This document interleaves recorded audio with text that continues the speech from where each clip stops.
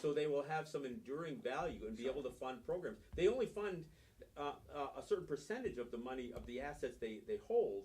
They put out funds. In fact, from what I understand, they spend a minimum of 15%. A minimum of 15%. I don't know if there's a cap, but there's a minimum that they will spend at least 15% of the monies raised in a given year. It has to be also integral. So there's partnerships that they do, matching funds, and there's other things that they do hand out dollars. There's funds that come in from people that for scholarships that are from families that kind of put that out there. So well, and they've done some.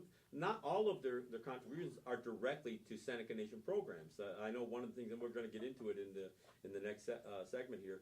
One of the things that they did, I think they donated, what is it, like $1.2 million to Children's Hospital? Yeah, $1.2 million was contributed to an endowed fund at Women and Children's Hospital. And Children's Hospital is a hospital that basically all of our kids go to. I mean, if the immediate care can't be provided by a local hospital, all of our kids end up there. So, and actually, the Diabetes Foundation donating $1.2 million is one of the things that Porter is citing as a problem. Right. I mean, it's one of his areas of concern, and we're going to get into it a lot more in this next segment, because some of these numbers are just. It makes you question somebody's mathematical skills for a guy who not only graduated from Harvard, but for a guy who wants to be the treasurer of the Seneca Nation. It scared me. When I read their analysis on the money and percentage given, man, I was terrified. All right, well, we're gonna take a break here. We'll get into it more in the second section. Again, this is John Kane with Ross, John, Matt Hill, and Ed Schindler in studio. We're gonna beat this thing up a little bit more for this next hour. So come on right back. Thanks for coming back. This is John Kane, and this is Let's Talk Native. Again, we got the usual crew plus Ross John, who's becoming a bit of a regular here. I had to ask you to come back on this, Ross, because I know that you have some familiarity with the Seneca Diabetes Foundation. I know that you are a part of it. I think your wife is actually on. She sits on the board. So, I mean, and this is the part that's kind of sad about this thing, because this organization does do some good work. They do generate they raise money. They basically have 2 major fundraisers a year, but they also get contributions, and including some from the Seneca Nation. Right. But they do a lot of good work, and they do provide scholarships. They have put money directly into certain programs that are geared towards health. I know they do. They have. It isn't just about diabetes, although that's one of the main areas of concern, because diabetes is so prevalent within our communities and within our people. But because they wanted to take a shot at Barry Snyder, they basically took a shot at the foundation itself, at the board members, at the contributors. They basically took a shot at everybody, and the thing is that collateral damage acceptable for somebody who's just trying to score election points? It can't be acceptable. That's why I mean that they need to look at it.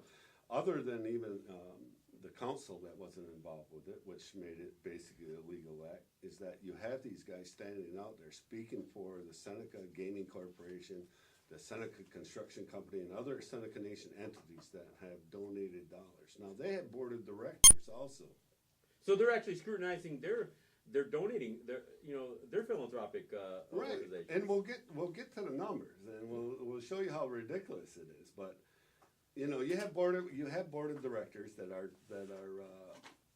within these other entities that these guys felt like they had an authority to speak for, and I don't know where they think that they can. It's going to be interesting to me if any of these boards will step back and fire back at them and say, look. Well, because you had no business. The Seneca Gaming Corp's got to ask, well, why are you raising this issue if we haven't? Right, exactly. But the Seneca Gaming Corporation should also be raising the issue, because just recently there was a gag order put up because of this arbitration that the Seneca Nation and the state are going. Yeah, but who issued a gag order? Rob Porter. Okay, and so the question is, so what does that even mean? They're maybe talking about the judge, but regardless of what it means or not, is that he's throwing the gaming corporation right in the middle of the news. He makes it sound like he's defending the gaming corporation's contributions, or actually, he's actually not defending it. He's scrutinizing it because he's saying this is one of the Seneca Nation entities or agencies or companies or whatever that is involved in funding part of this Foundation, and he's basically saying that there's something illegal happening. Right, and he's speaking for them. Sure. Without their consent. Well, I think, obviously, and I've even heard from the non-native community. In fact, tomorrow I'm going to be on Channel 2's Two Sides with Christy Mazurek. She called me up and she asked me if I'd come on Monday. So I'm going to talk about this issue tomorrow, because even the non-native community is saying, where are these guys going? We know that the Seneca Nation has some strange issues associated with their elections, vote buying and everything else, but now you've got a sitting president standing right beside with somebody who's running for treasurer, standing beside a counselor who's running for president, going after a non-Seneca entity. This is not a Seneca Nation entity. No. This is a private organization, a separate New York State corporation. This is a charitable organization that, by and large, I've never heard anybody criticize. I have heard people wonder, well, why haven't they done more, for this or for that? When most of the time, when they've asked a question like dialysis machines or whatever else, they basically within the Seneca Nation, they need an entity to step up for them to do more. That's it. They need Indian Health Service or the Seneca Health Service to be able to step up to it. Because they don't have a facility here. No. So they would just plug in. Why? Again, because they're legacy funds. They normally want to give off from interest. And right now they're in the process of building up to about a $4 million endowment fund, basically, so that they can start giving basically for the long period, and that's the thing. Yeah, you create enough dollars that'll generate enough dollars so they can give without necessarily diminishing every dollar they have as assets. For the next 50 years, for the next 60 years, for the next however long it goes. So you're trying to get an entity that's stable, that can keep on giving, keep on growing for the long run.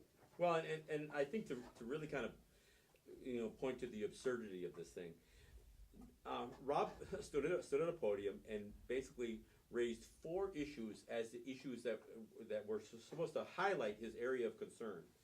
The first issue he talked about that the Diabetes Fund had assets as of 2010 that totaled almost $2 million. But then goes on to kind of break down what they've donated to, and then he's like scattershot. He talks about what they did in 2006, what they did in 2009, and then he says, but apparently provided $0 of donation in 2007, 2008, 2010.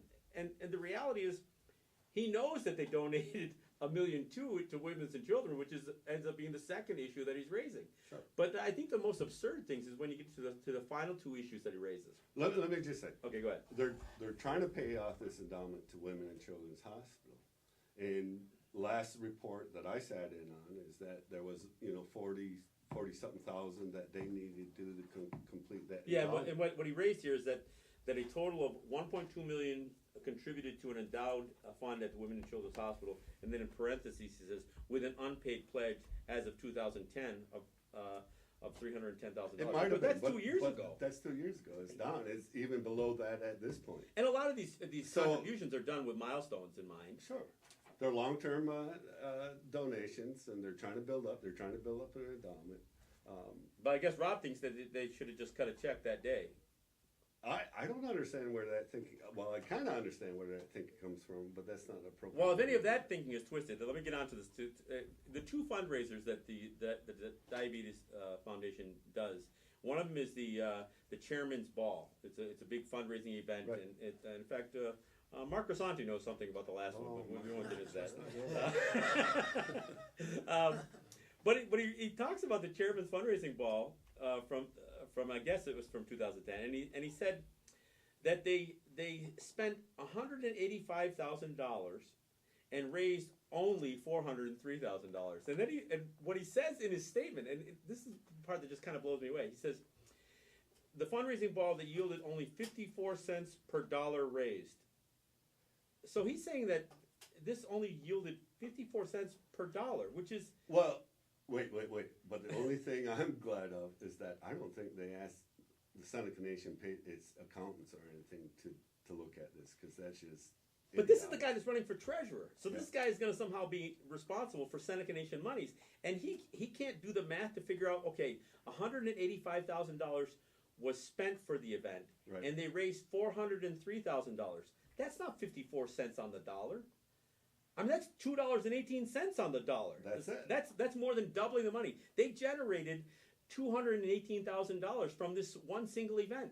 To me, that sounds like a pretty good haul. I went down the road and I asked a 10th grader, not a 10th grader, a 10-year-old if they understood that concept. I mean, they were totally able to understand it. The only way you can even somehow concoct a 54% number, get a 54 number out of this thing, is if you say, okay, $403,000 was raised. 54% of that was profit. But that's the only way you can come up with a 54. That's the only place but that they're number almost saying that there was a loss. Yeah, I mean, when you say 54 cents on the dollar, that makes it sound like they spent $1 and they only generated 54 cents. Even if you want to take the dollar out that they raised on top of it, they still raised another $1.18 for every dollar they spent and recovered. They generated another $1.18. So that's a phenomenal return. That's a pretty good return. Yes. Then they go on to the golf tournament. They said an annual golf tournament that yielded only 45 cents per dollar.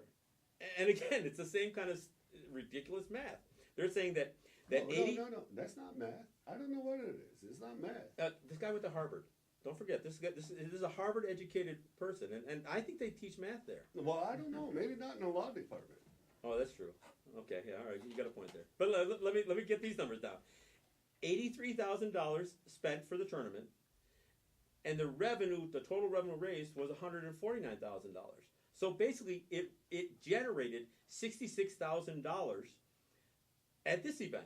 So it generated. This wasn't 45 cents on the dollar. It was $1.80 per dollar. Again, on top of the dollar that they made back, they made another 80 cents on top of that. Right. So they didn't quite double the money the way they did with the charity ball, because obviously to rent a golf course is kind of expensive. But between these two events, we're talking about what do you got here? We got over $280,000 generated in just these two events, right. and he's scrutinizing it, and he's making it sound like they lost money. I mean, and I don't know how else to interpret when he throws that 54 cents and that 45 cents per dollar. I don't know how else to interpret other than him either trying to manipulate numbers. I mean, clearly he can't believe what he said. What gets me though, too, also on top of that, is Rob. Very disappointed. I thought he was more intelligent than that. But you had Richard, you had Nikki, you had Travis standing there. I assume that they read this. This thing should have popped right out at him. Well, the crazy part is they actually provided enough numbers on this thing for you to do the math and realize how absurd that their numbers are. Again, the implication was by him suggesting that they do fundraising events that don't make money is that somehow somebody's pocketing it. I mean, that's the implication. And of course, this foundation does generate money. As you said, they create an investment fund and they do various things. They don't spend every dime that comes in or money that they anticipate are going to come in the way municipal governments do, the way state governments do, the way federal government does, and apparently the way the Seneca Nation does now. They don't operate that way. These guys try to raise enough money. In fact, Ross, I've heard you over the years suggest that if the Seneca Nation manages in a different way, if it generated a huge pot of money, they could provide a lot of their services just off the interest of the dollars they generate, rather than spending every dollar that ever came in. This is one of the first models that we have for that successful that is actually action, show and prove, that we don't have to go into debt, that we don't have to spend every penny that we make. And I'm getting it, that these guys don't get it. Well, and again, I think the idea that he would take this shot just to try to bring down Barry. And I'm not even, this isn't even about Barry Snyder. Barry was one of the founders of this thing. I know that you were involved in this thing from the early days, if not the first. I know that I've golfed with you in this tournament many times. I don't think we ever won, but then, in fact, I know we didn't. I think there's guys with erasers that golf in this thing. But again, I've been to these functions, and by and large, with the exception of Marco Sante being dragged around the casino floor last winter, these things are usually really nice events. Everybody has a good time. That's the first time that one of these diabetes events ever turned into a debacle. And frankly, it wasn't the event; it was the debacle that followed, actually. And frankly, I thought Porter mismanaged that whole issue. Look, it's the bottom of the hour. We're going to finish on this thing. I want to talk about this more because there is more to address with this thing, and I think this is really sets a precedent. And as you said, Ed, if we don't do something about this, and I don't say we, I'm not that. If the Senecas don't stand up and make an issue of this thing, then they are complicit with this being the standard by which can be followed from here on out. So we're going to take a break, and we're going to talk about it some more after the break. This is John Kane of the Let's Talk Native. All right, thanks for coming back. You know, we're going to get back into it. But before we get back into it, I know that I've got to accommodate Ross here. You've got a couple of issues that you want to... I got another shout out I got to do, or else I'm going to be in trouble. I had a shout out last week for my son Frank, who turned 34, and tomorrow I have a son Jay that's turning 22. So I want to wish him a happy birthday, and you know, I hope this guy's going to grow up. He's you know, we really got to light a fire on him. So anybody that can help me do that, please jump right in. But I also want to say that it's my 20th anniversary. I was in Lake Placid with my wife over the week, so I was kind of out of the area here when a lot of these issues were going on.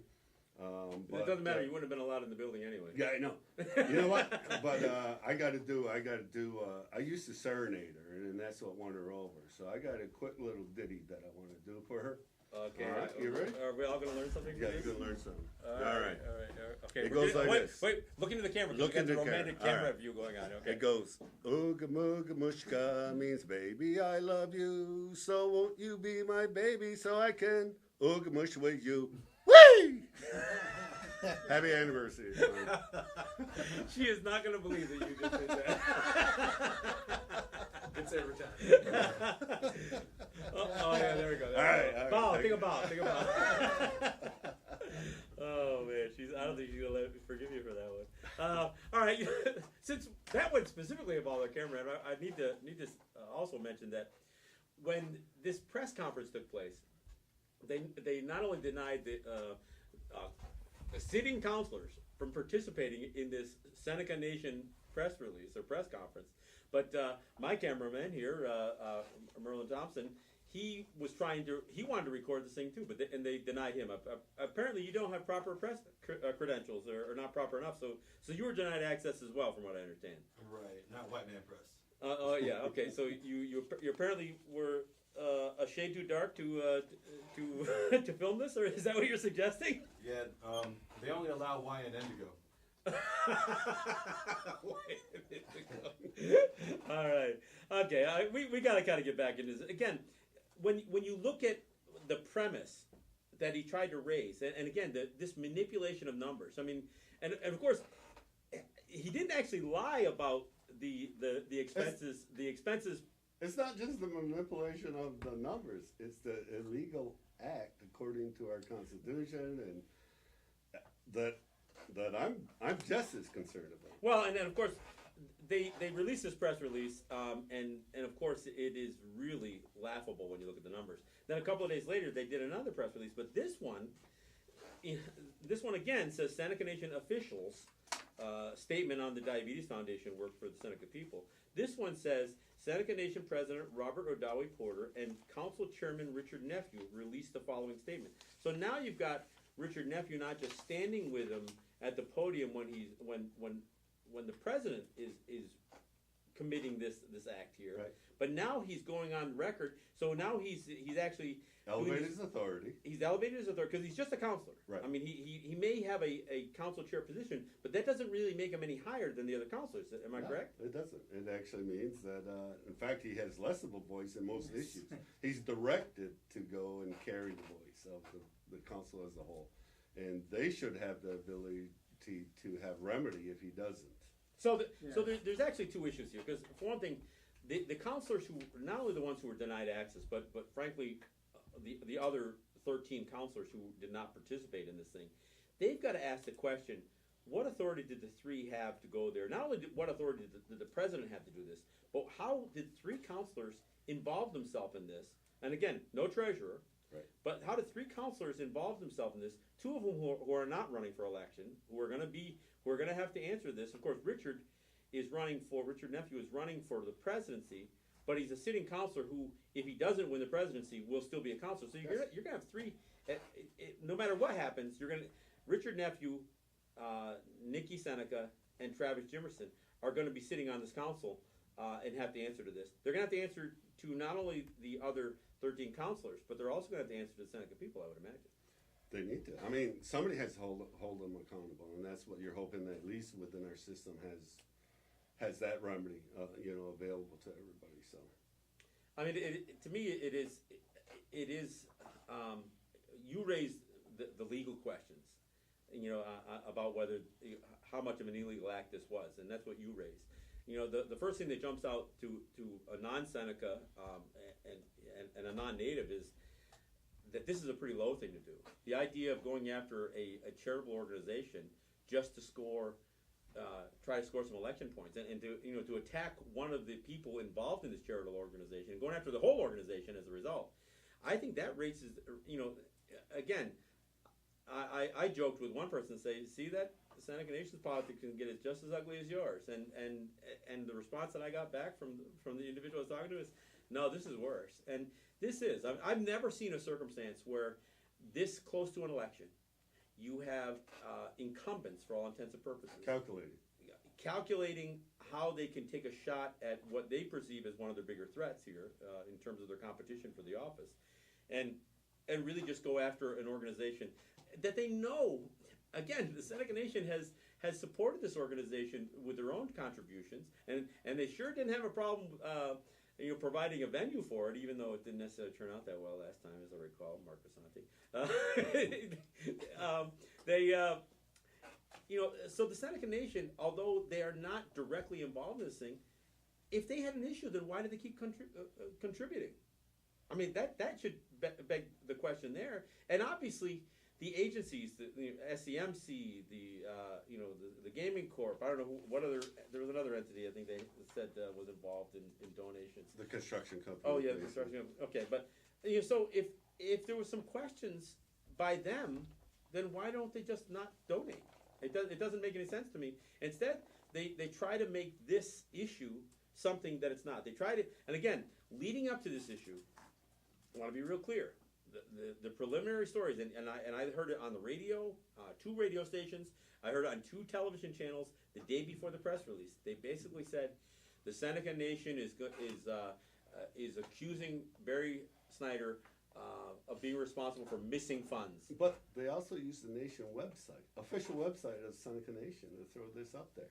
So they, and again, and if I know their newsletter, they're going to put something out in the newsletter. So they're going to use, funded Seneca Nation functions like the website, the newsletter, and of course this Maurer and Associates. They are paid for. This isn't campaign funds that are being used for this. No, These are nation funds. Nation funds. And at some point, somebody's got to question: are they authorized to do that? Go ahead, Ed.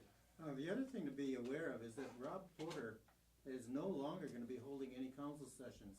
There are no council sessions before the election. And that the timing of this is very suspect because of that. And that the people are going to have to be aware of that, because what it basically comes down to is if we as a people don't address this, then we're just complicit to what he's doing. Sure.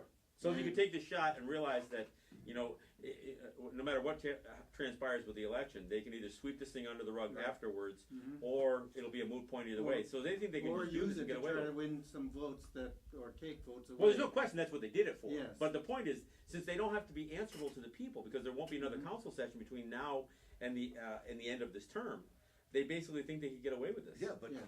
he may have duped 3 counselors. I don't know if they understand that they're going to be sitting there and they may be asked to be responsible for this.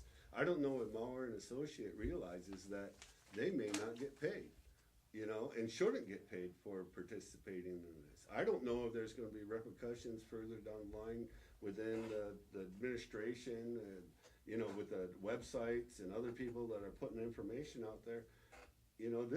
This is where the investigation needs to go. Well, the crazy part is that Nikki Seneca and Travis Jimerson really, they have no dog in this race. I don't know why They're not they even were. running. They're in for another 2 years, so they really didn't need to do this thing to bolster their position. If anything, they place themselves in jeopardy. But it's something that they can't justify. The numbers don't justify. So and the problem that I also have is that now this is let out to the general media. This is all over Western New York. It's going all over the place, and people are, what I can't stand is because I'm pro Seneca Nation, pro Native on issues, is that people are laughing at us because we have high officials that are willing to do this, willing not to do the math, because like I said, it's obvious. You look at the thing and all these numbers jump right out at you like, what the heck are they talking about? Well, I mean, in defense though, they can't laugh too loud. All they can do is watch a presidential debate. Yeah, I trust me. guess so. But the I point just is, feel, I hope that that's not the standard by which any of us hope that our communities are governed by, and this is really unfortunate. This is what I want. I want, and this is for Rob, is that I know he's leading these guys, and they may say that he isn't or whatever, though. But I'd like to put this kind of information and have an investigation of ethics and those kinds of things. And I'd like to sit as a panel. All the people that he went to school with in Syracuse, all the people he went to school with in Harvard, to sit there and analyze and find out if they respect this kind Yeah, maybe of... they should get an opinion from the Syracuse Law School on, There on you this kind go. of, and see what or the Kennedy School of Government or wherever he studied in Harvard, but didn't he teach in Kansas or something like that? He should be embarrassed, yeah. Well, and I again, mean, he's embarrassing those universities and everybody else out there because he's always pounding his chest about, all his credentials and stuff like that. And if I'm these people, I'm just like, man, what are you? well, I have never heard him claim to be a math whiz, even though he's running for the treasurer. All right. But what I will say is, and again, this is the part that beyond what actually was done in terms of the press release, it still begs the question: how do 3 counselors justify denying entry for their fellow counselors? How is it that 3 counselors, and I understand why Richard was there. He's trying to use this for election fodder, but how do the 3 counselors, or the 2 in particular who aren't even running, how do they go into this thing knowing that there's 8 counselors out being locked out of the press conference? I just don't understand what's that justification? I'm sorry. I mean, I really don't have anything against these 2, but I have to say it's ignorance. I don't think they read or understood that this was just fluff, that they were going to be used. In fact, if I'm them, I'm PO'd that I was put in this position, and now, these conversations are going on, and people are really recognizing, how they were led into this thing. Because it's worse, again, if they actually knew that this was a fraud, then it's worse. Yeah, but even those guys could have figured this math out, it seems like. Look, it's 1:45. We're going to have one more segment to finish out this show. And we're going to stay on the subject and exit with it. But it's amazing to me. We've got Matt Hill, Ross John, and Ed Schindler in studio. This is John Kane, and Let's Talk Native. We'll be right back. I don't know if I'm not going to look any better on camera whether something's in front of me or not. So that's just a deal, Merlin. You got to deal with it. It'd be better if it is in front of you. Yeah, it might be better. Look, Ross, I got to ask you something here. You don't know anything about investigations, do you? Oh, I know plenty about investigations. Well, I mean, explain to me how this goes. I mean, it seems to me they throw all this fluff out 3 weeks before the election, hoping that they can get some stink to stick on somebody, specifically on Barry. And even though you can tell that it's really hollow shots that they're taking here, talk to me about what you know about these kinds of things. Look, I've been investigated 3 or 4 times. Oh, say it isn't so. Yes, I have. I've been investigated for the Seneca Nation Economic Development Corporation. Oh, you mean the one that you were part of setting up? Yeah, I was the one that set up that, we were running, and we actually gave back more money than what was put into the fund. Okay, so when you were investigated by who? What they normally do is that they do go to what they'll call is the regulatory authority, and in this case they would call federal agents. FBI would send people out, and and then they would come and make accusations. And how much time did you do? I didn't do any time. So you mean that nothing came of this? Nothing ever came of it. So clearly they must have published a full report to No, say. they never do. They never do. In fact, after they don't get satisfaction from an outside agency, then they want it so bad that they'll put their own investigation together. Now, Which that will has never, happened. and do they come up with findings? They don't come. They never come up with any findings. So the federal officials come up with findings that which clear are you. not, which That they clear basically you. say, And so then This- the Senate Nation comes up with Look. their own investigation that comes up with nothing. I've been an investigator for Buffalo Sports Society, the Seneca Economic Development Corporation. They try to bring me into the golf course situation, and they'll pay their own dollars. When they I heard don't- you even accused of trying to somehow taint the contracting system for SCMC. Yeah, all of that. So they investigate. What I always tell them is that, there's nothing I can do about the inside politics, and I feel bad for the Diabetes Foundation because they are a lot more public than I am. Normally what I tell them is that, come on, let's get the investigation going. Because as soon as you get it, when the feds or anybody walk through the door, I said, okay, this is it. Here's the investigation, start your investigation, and then come in and apologize to me after it's all done. You Well, never get the apology, you never. Now talk about Rob's run for the presidency. Oh, the one thing, and I'll tell you this, is that the one thing, I handed him over some money. I handed him over a check. To help with the campaign. Yeah, because I was supporting him at the time. Bad on me, I guess. But I handed him over a check. He asked me what I wanted. I said, Rob, I don't want anything. All I want is to be a part of decision making. Anything I can do to help to strengthen the sovereignty and better direction of Seneca Nation. And I said, by the way, you have access to at least 3 documents. And Chris Carnes had put together a document, a letter basically indemnifying me from the Buffalo Sports Society and, this and that. And I said, do me a favor. I said, I've asked other administrations to do this. I said, publish it. So clear you. Yeah, clear me. Use the investigations that were done Yeah.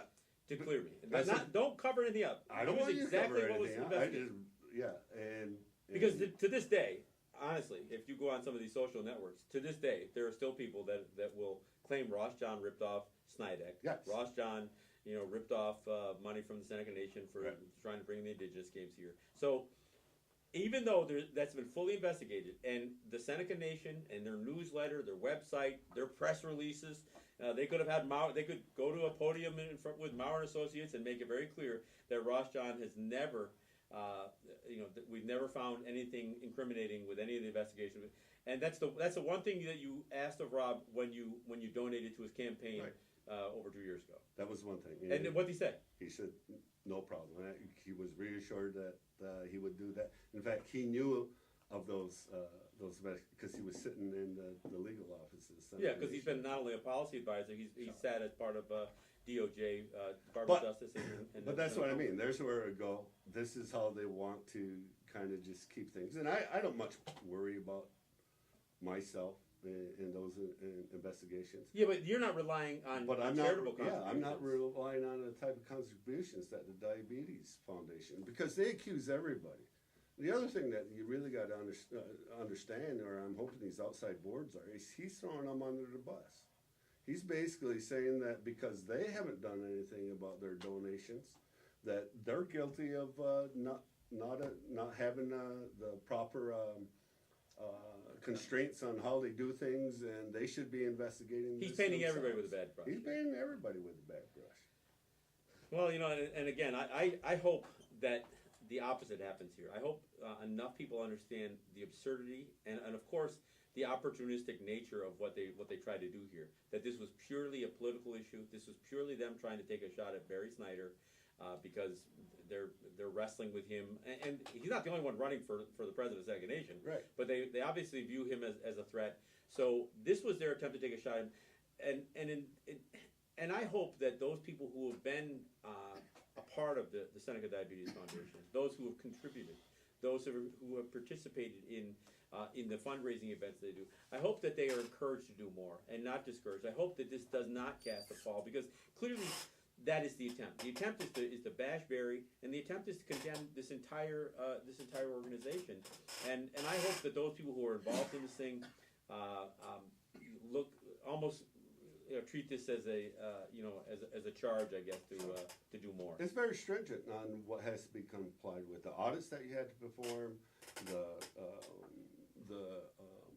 sending in of the tax findings and all those they're highly scrutinized for the not-for-profit organizations. And, but then you have the relationship. You have the relationship with Children's Hospital, Kaleida, and then you want to throw away all the good work that has been done, the helping with ambulances, the helping with the eye care and all these other Because there's a lot of things that, obviously, for those that don't know, and certainly our people know that diabetes has so many effects on so many parts of your health.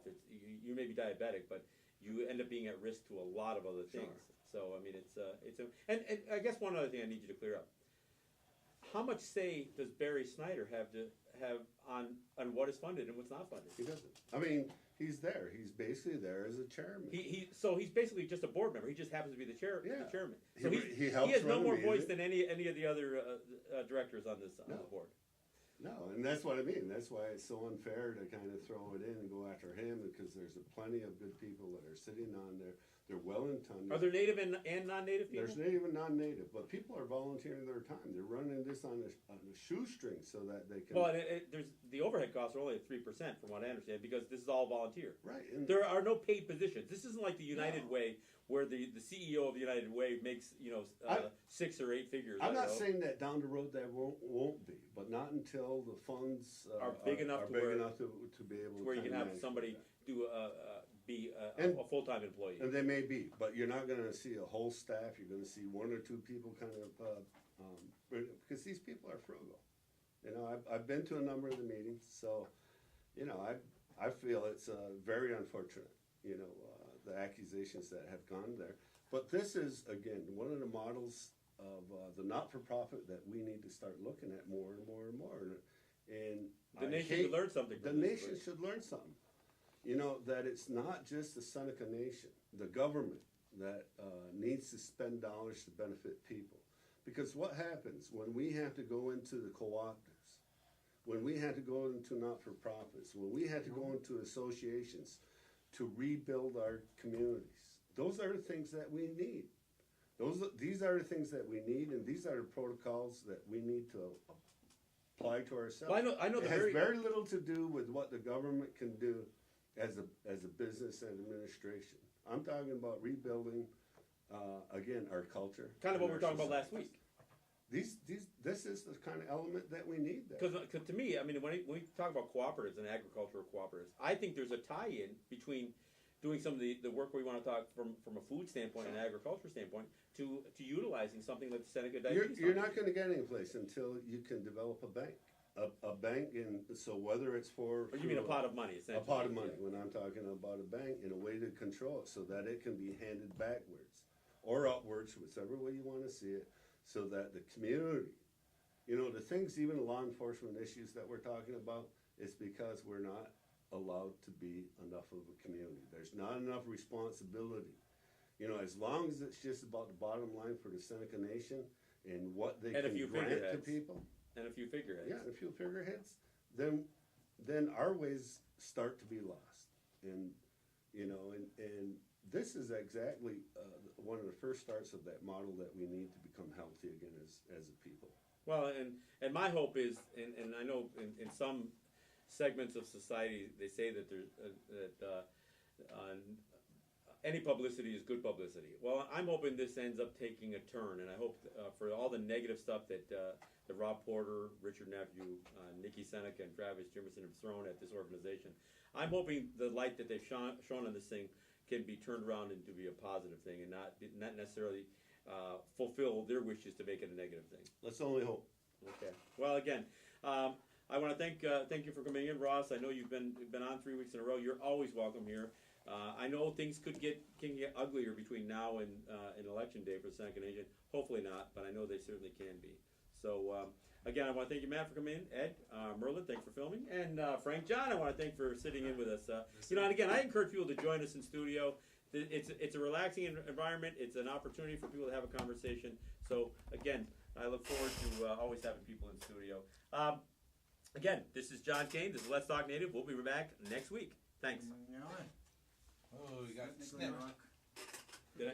Hit that.